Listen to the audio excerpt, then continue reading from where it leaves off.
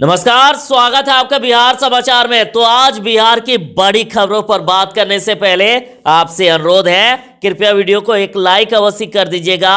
आपका लाइक करना ही हमारी मेहनत का फल होता है। लालू यादव सरकार बनाने के लिए बड़ा प्लान सेट कर रहे हैं। जैसे ही तेजस्वी यादव लालू यादव से मिले थे, उसके बाद ही उन्होंने घोषणा कर दी थी कि ये सरकार नहीं चलेगी और 2021 में फिर से विधानसभा चुनाव होगा। और अब तेज प्रताप यादव ने लालू यादव से मुलाकात की और कह दिया कि खत्म हो गया नीतीश कुमार का वजूद, जल्द ही बिहार में सरकार गिरने वाली है। उन्होंने अरुणाचल प्रदेश का भी उदाहरण देते हुए कहा कि हर जगह से जदयू में टूट हो रही है। उन्होंने दावा कर दिया है कि बहुत ही जल्द बिहार में सरकार भी गिरने वाली है और कहा कि बीजेपी का तो काम ही है कि वो सभी पार्टियों को खा जाती है। उन्होंने कहा कि किसान आंदोलन में सरकार पूरी तरह से फंस चुकी है। तेज प्रताप यादव ने लालू यादव से मुलाकात के बाद ये सब सारी बातें कही। यानी सीधा सीधी इन दोनों भाइयों का यह कहना है कि बहुत ही जल्द बिहार में नई सरकार बनेगी, तेजस्वी की सरकार बनेगी। और ऐसा लग रहा है कि लालू यादव भीतरे भीतर बड़ा प्लान सेट कर रहे हैं।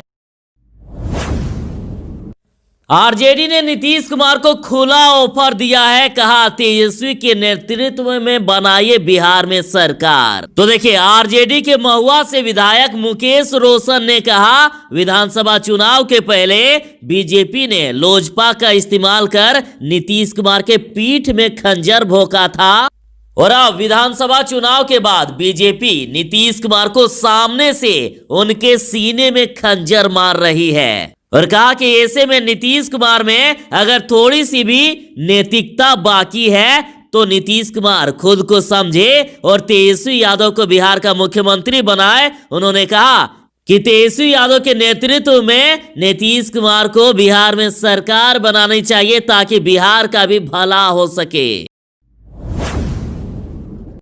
ऐसा प्रतीत हो रहा है कि नीतीश कुमार को भाजपा नहीं छोड़ने वाली। देखिए, भाजपा नेता और पूर्व केंद्रीय मंत्री संजय जायसवाल ने कहा है, गृह विभाग छोड़े नीतीश कुमार, गृह सचिव को भी बदले।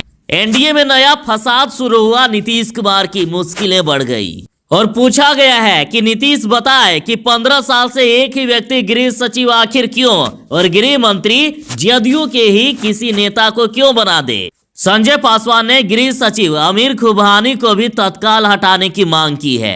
दरअसल 16 नवंबर को शपथ ग्रहण समारोह में गृह विभाग भाजपा के मंत्री को देने की मांग की गई थी। तब खुद केंद्रीय गृह मंत्री अमित शाह शपथ ग्रहण समारोह में शामिल हुए थे और उन्होंने खुद गृह विभाग भाजपा को देने की मांग की थी, लेकिन नीतीश कुमार नहीं माने।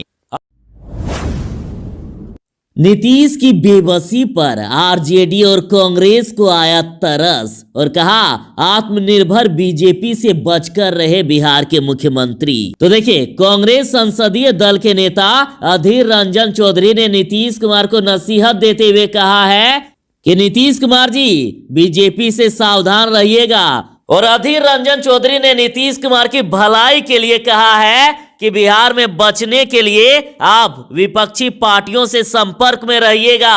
और अधीर रंजन चौधरी ने नीतीश कुमार की भलाई के लिए कहा है कि बिहार में बचने के लिए आप विपक्षी पार्टियों से संपर्क में रहिएगा। कांग्रेस संसदीय दल के नेता ने इशारों में नीतीश कुमार को राजद कांग्रेस के साथ आने का आमंत्रण दे दिया।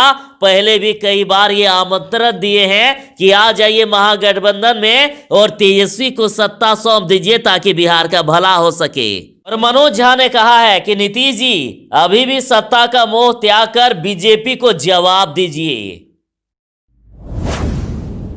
बड़ी खबर है, नीतीश कुमार के लिए अच्छे संकेत नहीं, बीजेपी और जदयू में लड़ाई शुरू। जदयू ने बीजेपी से कहा कि आपने जो किया वो ठीक नहीं, ये मित्रतापूर्ण व्यवहार नहीं। तो भाजपा ने भी कह दिया, अपने विधायकों को संभाल नहीं सकते और हम पर दोष गढ़ रहे हो। तो देखिए, जदयू के राष्ट्रीय परिषद की बैठक शनिवार को संपन्न हुई और इसमें बड़ा फैसला किया गया और उन्होंने कहा कि यह बिल्कुल ही अच्छा व्यवहार नहीं है, आपने ठीक नहीं किया। तो अब देखिए, भाजपा नेता प्रेम रंजन पटेल ने कहा कि अरुणाचल में जदयू विधायक अगर खुद ही भाजपा में आ जाए तो इसमें हम क्या करें। पार्टी यानी जदयू अपने विधायकों को संभाल नहीं सकती तो इसमें हम कहां दोषी हैं, बताइए जरा। जदयू का कहानी खत्म। नीतीश कुमार की पार्टी जदयू डूबता हुआ सूरज, खत्म होने के कगार पर जदयू। लोजपा नेता रामेश्वर चौरसिया का कहना है जदयू अब खत्म होने वाली है। उन्होंने कहा अरुणाचल प्रदेश की घटना कोई आश्चर्यजनक घटना नहीं है, इस तरह की घटना बिहार में भी दोहराई जा सकती है। और कहा कि एनडीए में से नीतीश कुमार की पार्टी में दम नहीं, वर्तमान में बीजेपी सबसे सुरक्षित है। बीजेपी में ऊपर से लेकर नीचे तक नेतृत्व भरा है, इसलिए लोग भाजपा का दामन थाम रहे हैं। और कह दिया है कि जदयू अब खत्म होने के कगार पर, अस्तित्व मिट सकता है।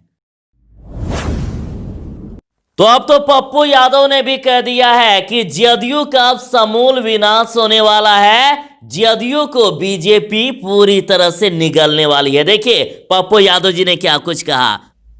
उन्होंने कहा कि बीजेपी वह सांप है जो अपने अंडे को भी निगल जाती है। जदयू तो सिर्फ सत्ता का साझीदार है। वह दिन दूर नहीं जब बिहार में भी पूरी जदयू को बीजेपी बिना डकार के ही निगल जाएगी। तो वहीं आरजेडी से शक्ति सिंह यादव जी ने भी कहा है कि नीतीश कुमार की जदयू का बहुत ही जल्द भाजपा में विलय होगा। अनुकंपी मुख्यमंत्री की इतनी हैसियत नहीं कि अब इस विलय को या तोड़ को रोक दे। और इन्होंने कहा कि जब से भाजपा ने बिहार में मुंडी पकड़ कुर्सीवादी गिरगिटों को दबोचा है, इनकी जुबान बंद है। और पूछा वैसे जदयू प्रवक्ताओं को किसने डस लिया।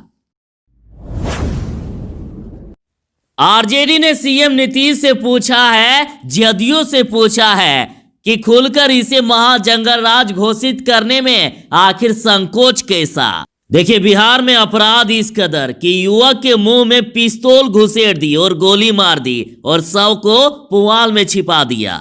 भभुआ में 5 वर्ष की बच्ची से दुष्कर्म, तो वहीं घर के बाहर मरणासन में युवक को फेंककर भाग गए आरोपित।